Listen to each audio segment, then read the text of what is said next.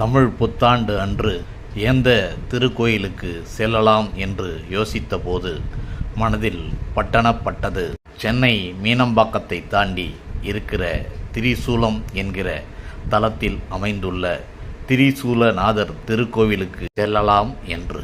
சென்னையின் புராதனமான பழமையான ஆலயங்களில் ஒன்று இந்த திரிபுர சுந்தரி உடனாய திரிசூலநாதர் ஆலயம். இந்த ஆலயத்தை சுற்றி 4 புறமும் 4 குன்றுகள் அமைந்துள்ளன. அவை 4ம் 4 வேதங்கள் என்றே போற்றப்படுகிறது.